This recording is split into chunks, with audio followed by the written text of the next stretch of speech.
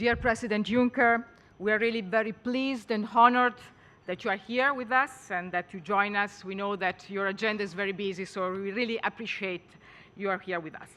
Last year, during our first Business Europe Day, we discussed about industrial competitiveness. That for us is, of course, it's a key question.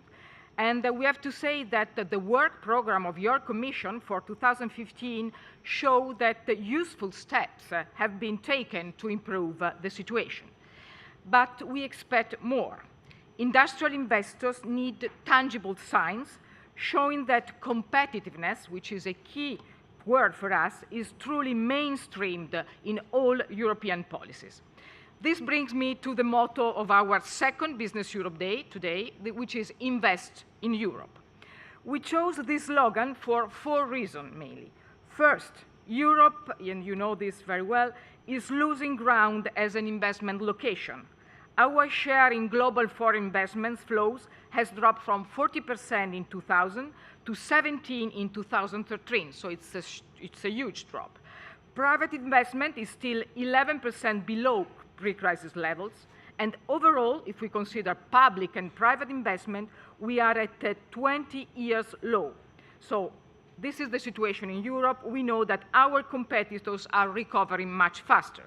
Second reason, investment is the main priority of your European Commission, and we think this is very important because investment is the basis of our future competitiveness, investment is the basis of our future growth, and investment is the basis for our future jobs, which is a very important objective that we all share.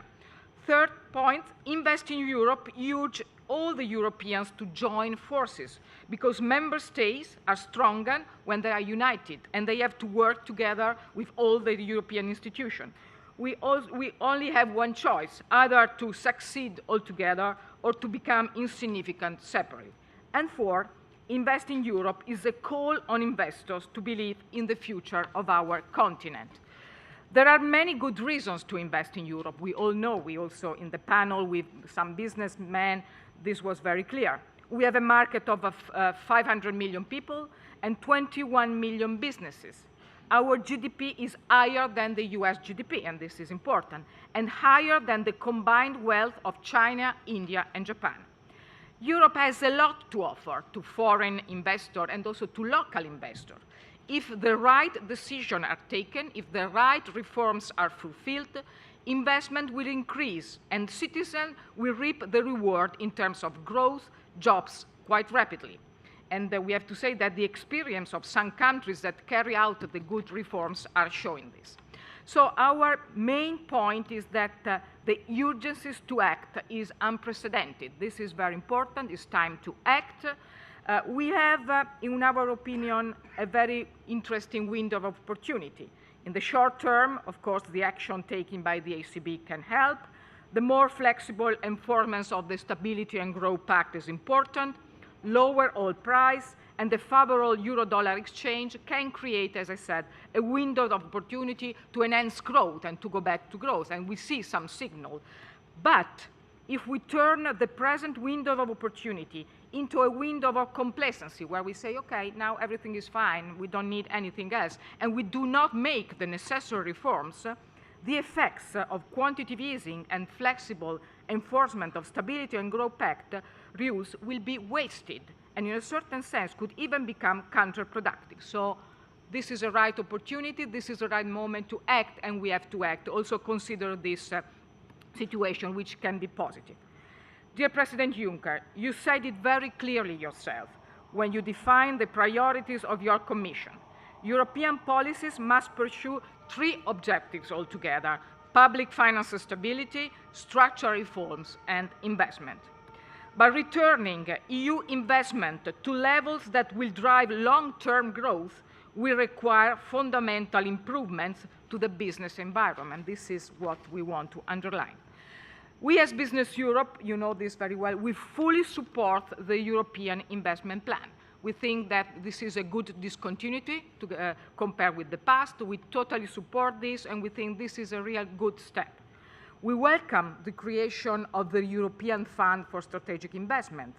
We agree with the idea to use some public money to leverage private investments. We know, and we know this, and we are very convinced that the biggest part will have to come from private investment, but public investment too will have to be improved, and also at a national level, because we have some countries where we have little room for maneuver, and in this country we need to lower the public expenditure to give space to investment in infrastructure and whatever. And there are other countries with a higher margin, and this can also mean increasing public investment. But we insist that in the European investment plan, the projects to be financed are selected on sound economic grounds, and that the investment committee of this fund is free from public influence. We had a very interesting discussion before where some people here said we need not to spread out the money in a lot of different investments plan. We need to concentrate on some very clear priorities that has to be credible and very clear. We think that the first priority is investment in infrastructure projects, increasing Europe's interconnectivity. So we are talking about energy, which is key. Interconnection in energies are key, broadband, and transport. This is the key part, in our opinion. But we also think that there must be some investment in research and innovation, which is another key part, and also on education and training, which is the things that we can help us in the future.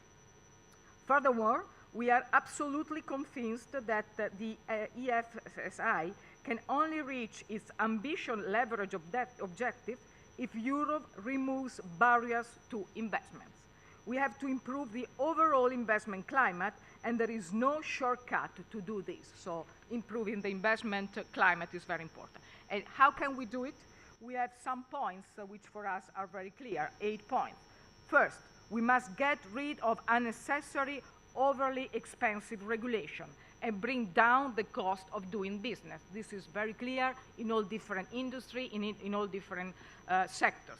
The overall tax burden in the EU remains over 50% higher than in the US, and over 25% higher than in Japan.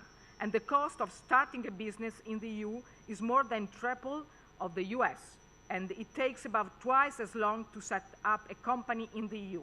This hampers growth and job creation. We know that this part is more linked with a decision at the national government, but also a European government, a European level. We have to really cut what is not necessary and to cut regulation.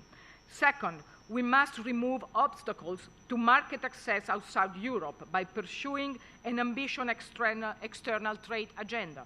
And in particular, we think that TTIP, of course, agreement with the US, is absolutely key. We think that 2015 should be the year in which we really make progress, step forward, and we really think that this can really enhance growth both in the US and, of course, in Europe. Third point, we must build the capital market union. This is very important to improve access to finance. In some countries in Europe, mainly for small, medium enterprise, access to finance is still a problem, and this affects growth. So we have to, of course, to have a capital markets union, and we have also to unlock alternatives to bank lending. For example, equity, venture capital, corporate bonds, crowdfunding, and also, for example, on a venture capital, if you compare US with Europe, we know there is a big, big gap, and so we have to work on that. Fourth, we must scrap remaining barriers to the single market and improve implementation of existing legislation, such as the Service Directive. And we must tackle harmful legal fragmentation and build missing infrastructure links. Also, in the panel before, there was the CEO and president of GE Europe saying, where is Europe? We need to have more Europe. We need to see really single market growing. So scrap remaining barriers to single market is something which is very important. And fifth, we have to underline, if we talk about infrastructure, and in particular infrastructure in broadband, there is a data that hits me very much. The EU is the only major economy that saw a decline in per capita investment in broadband in 2018 and 2013. All the other very developed countries invest more, we decline our investment. So we really must address this weakness and put in place a real strategy to digitalize all sectors of the economy. And sixth, this is very, very important for us, energy price. Energy price is a key if we want to attract investment, if we want to have more investment from abroad and also from local investors, we have to really focus on this point. We know very well that the energy price differential with major competitors remain at almost two times higher than in the US, despite the recent falls in oil price. This is creating a serious competitive disadvantage for European industry. So we really ask you to focus on this point. Many aspects of the energy union are going in the right direction. We think this is a key point, but we ask you to really focus on cost competitiveness and security of supply when implementing this strategy. And also linked to energy price, we like to underline then when we talk about climate change, the European business is very committed in having a role on this. We fully support this, but we need to solve this global problem at a global level, because you know this very well. The EU share in global greenhouse gas emission is already below 10%. It will go to 7% in the next year. So when we need to make the COP21 in Paris a success and have a comparable commitment from all major economies. The idea to go on unilaterally can really affect very strongly the problem of competitiveness in Europe and not solve the problems of having lower emission in CO2. And seven, of course, we must restore European leadership in research and innovation. The speed of innovation is going very hard, very strong. We are losing a lot of things. We are not seeing what's going on there. And so here there is also a problem of culture. We have to, of course, the precautionary principle is very important, but we have to add an innovation principle, and we have to strike a good and better balance between sizing opportunity and managing risk in European and national decisions. And last, of course, we must put an end to a shameful European paradox, the coexistence of very high unemployment and unfilled of job vacancies. So we have to go on with reform labor markets at a national level, and we have to improve the efficiency of education and training. That was said before. Now, in this situation where everything is changing and innovation is so fast, it's not enough to have a good education at the beginning of your career. You really need a long-running and a lifelong education and training for all your life. So we have to do a lot on this. So on all these points, we will discuss during the panels in these days, and we will have concrete proposal and concrete examples on how to solve this problem. But we would like to give you the overall picture of what we think. As I told you at the beginning, we really believe in Europe. There are a lot of people here that are ready to invest more in Europe. We believe Europe is our country, Europe is our values. So we really, President, count on you as leader of the European institution, which shapes all EU policy proposals. The answer to unemployment and to lower growth is only one, is going on with investment, having a sound framework condition for doing business. And we are here to help. We will fully support all your actions. We are sure you will make a lot of effort to make Europe an attractive place to invest. So let's work together, let's make Europe strong again, and we are here to do all the best we can do for helping you and having a stronger Europe back for us, for ourselves, but mainly for our children and for the young European people. Thank you.